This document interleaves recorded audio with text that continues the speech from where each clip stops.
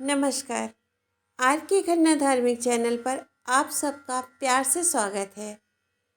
आज मैं नवरात्र व्रत की कथा का आपके सामने महत्व प्रस्तुत कर रही हूँ और ये शब्दशः कथा आपके लिए पढ़ रही हूँ। अध्याय तो बहुत बड़ा है, लेकिन मैं आपको उतनी कथा सुना रही हूँ जो इससे जुड़ी हुई है। राम और लक्ष्मण सीता हरण से बहुत दुखी हैं और आपस में बातें कर रहे हैं। उसी समय नारद जी उनके पास आते हैं और राम जी उनका स्वागत करते हैं। उसके आगे जो कथा है वो मैं आपके सामने प्रस्तुत कर रही हूँ, तो आइए चलते हैं। मुनिवर नारद ने प्रीतिपूर्वक उनसे कुशल पूछी। साथ ही कहा, राघव, तुम साधारण जनों की भांति क्यों इतने दुखी हो? दुरात्मा रावण ने सीता को हर लिया है, यह बात तो मुझे ज्ञात है। मैं देवलोक में गया था, वहीं मुझे यह समाचार मिला। अपने मस्तक पर मंडराती हुई मृत्यु को न जानने से ही मोहवश उसकी इस कुकार्य में प्रवृत्ति हुई है। रावण का निधन ही तुम्हारे अवतार का प्रयोजन है, इसीलिए सीता का हरण हुआ है। जानकी पूर्व जन्म में मुनि की पुत्री थी, तप करना इसका स्वाभाविक गुण था। यह साध्वी वन में तपस्या कर रही थी, उसे रावण ने देख लिया। राघव, उस दुष्ट ने मुनि कन्या से प्रार्थना की, तुम मेरी भार्या बन जाओ। मुनि कन्या द्वारा घोर अपमानित होने पर दुरात्मा रावण ने उस तापसी का जोड़ा बलपूर्वक पकड़ लिया। अब तो तपस्विनी की क्रोधाग्नि भड़क उठी। मन में आया, इसके स्पर्श किए हुए शरीर को छोड़ देना ही उत्तम है।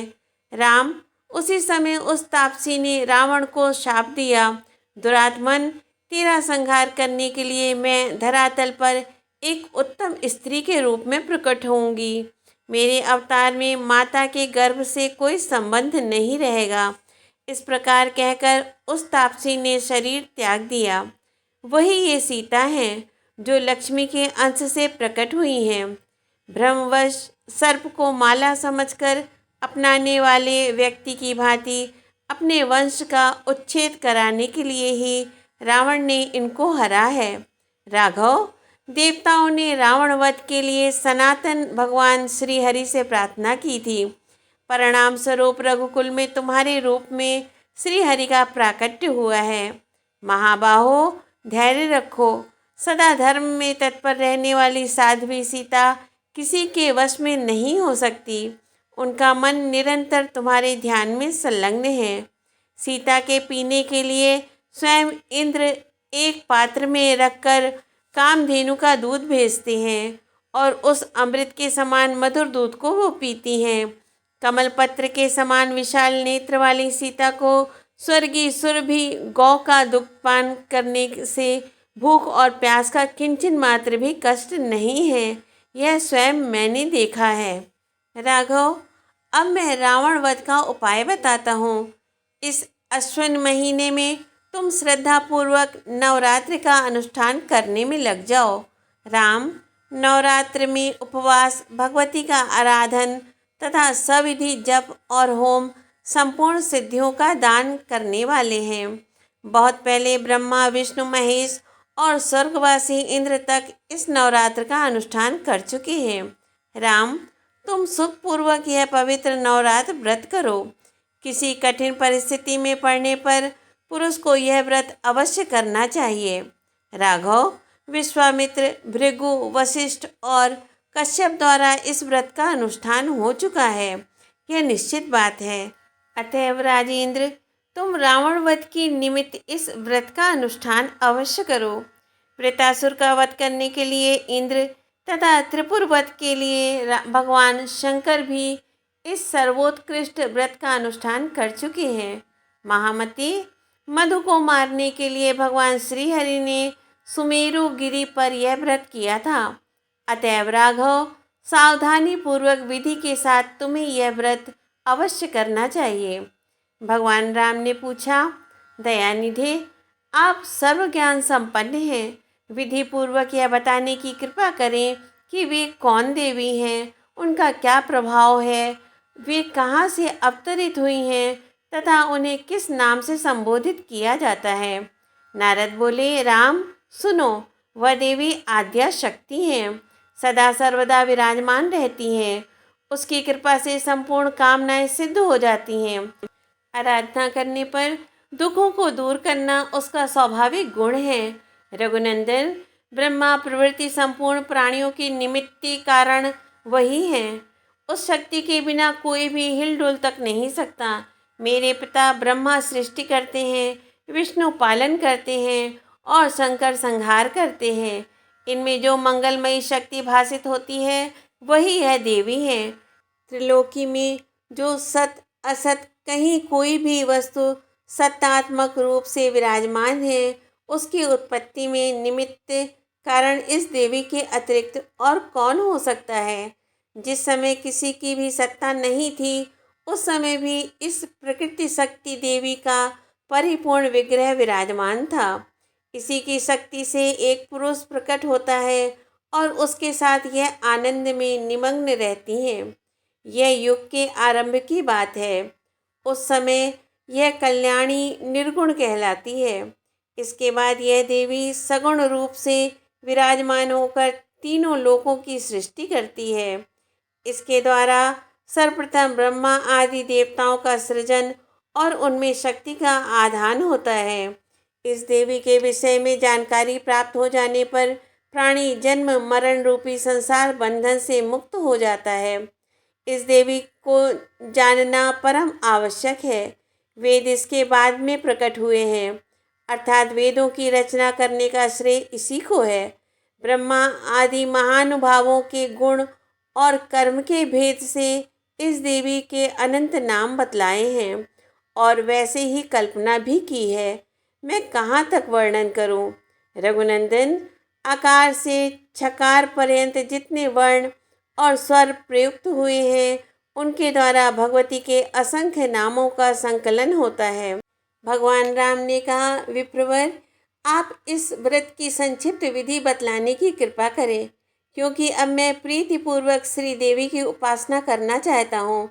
श्री नारद बोले, राम, समतल भूमि पर एक सिंहासन रखकर उस पर भगवती जगदम्बा को पधराओ और 9 रात तक उपवास करते हुए उनकी आराधना करो। पूजा सविधि होनी चाहिए।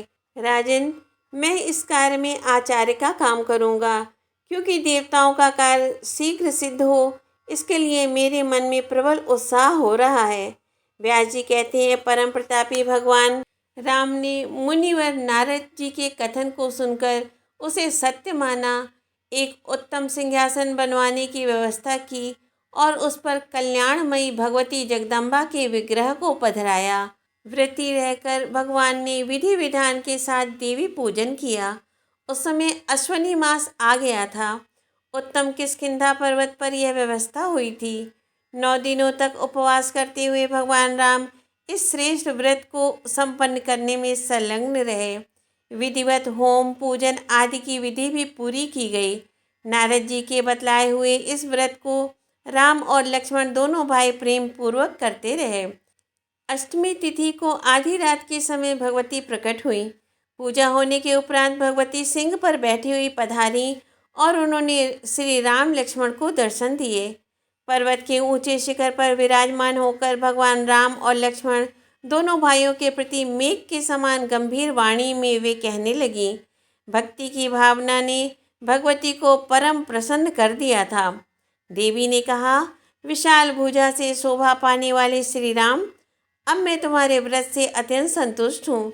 जो तुम्हारे मन में हो वह अभिष्ट वर मुझसे मांग लो।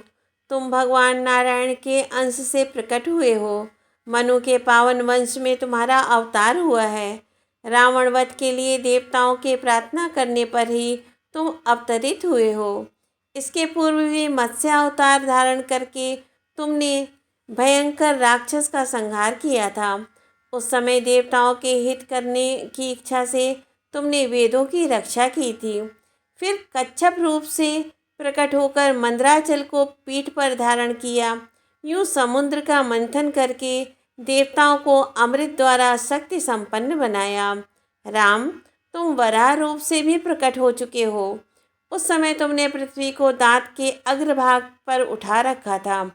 तुम्हारे हाथों हिरण्याक्ष की जीवन लीला समाप्त हुई थी। नृसिंह रूप धारण करके तुम हिरण्याकश्यप को मार चुके हो। रघुकुल में प्रकट होने वाले श्री राम, तुमने नृसिंह अवतार में प्रहलाद की रक्षा की और हिरण्याकश्यप को मारा। प्राचीन समय में वामन का विग्रह धारण करके तुमने बलि को छला। उस समय देवताओं का कार्य साधन करने वाले तुम इंद्र के छोटे भाई होकर विराजमान थे। भगवान विष्णु के अंश से संपन्न होकर जमदग्नि के पुत्र होने का अवसर तुम्हें प्राप्त हुआ। उस अवतार में क्षत्रियों को मारकर तुमने पृथ्वी ब्राह्मणों को दान कर दी। रघुनंदन, उसी प्रकार इस समय तुम राजा दशरथ के यहाँ पुत्र रूप से प्रकट हुए हो। तुम्हें अवतार लेने के लिए संपूर्ण देवताओं ने प्रार्थना की थी, क्योंकि उन्हें रावण महान कष्ट दे रहा था। राजन, अत्यंत बलशाली ये सभी वानर देवताओं के ही अंश हैं। ये तुम्हारे सहायक होंगे। इन सब में मेरी शक्ति निहित है। अनग, तुम्हारा यह छोटा भाई लक्ष्मण शेषनाग का अवतार है। रावण के पुत्र मेघनाथ को यह अवश्य मार डालेगा। इस विषय में तुम्हें कुछ भी संदेह नहीं करना चाहिए। अब तुम्हारा परम कर्तव्य है, इस वसंत ऋतु के नवरात्र में असीम श्रद्धा के साथ उपासना में तत्पर हो जाओ। तदंतर पापी रावण को मारकर सुखपूर्वक राज्य भोगो। 11,000 वर्षों तक धरातल पर तुम्हारा राज स्थिर रहेगा। राघवेंद्र, राज भोगने के पश्चात पुनः तुम अपने परम धाम को सिधारोगे। व्यास जी कहते हैं, इस प्रकार कहकर भगवती अंतर्ध्यान हो गईं। भगवान राम के मन में प्रसन्नता की सीमा न रहे। नवरात्र व्रत समाप्त करके 10वीं के दिन भगवान राम ने यात्रा कर दी। प्रस्थान के पूर्व विजयादशमी की पूजा का कार्य संपन्न किया। जानकी वल्लभ भगवान श्री राम की कीर्ति जगत प्रसिद्ध है। वे पूर्ण काम है। प्रकट होकर परम शक्ति के प्रेरणा करने पर सुग्रीव के साथ श्री राम समुद्र के तट पर गए। साथ में लक्ष्मण जी थे। फिर समुद्र में पुल बांधने की व्यवस्था करके देव शत्रु रावण का वध किया। जो मनुष्य भक्तिपूर्वक देवी के इस उत्तम चरित्र का श्रवण करता है, उसे प्रचुर भोगने के पश्चात परम पद की उपलब्धि होती है। ओम नमो भगवती वासुदेवाय। जय माता दी। भक्तों, अगर आपको अच्छा लगे तो कथा को शेयर करें, बच्चों और युवाओं तक पहुंचाएं। धन्यवाद।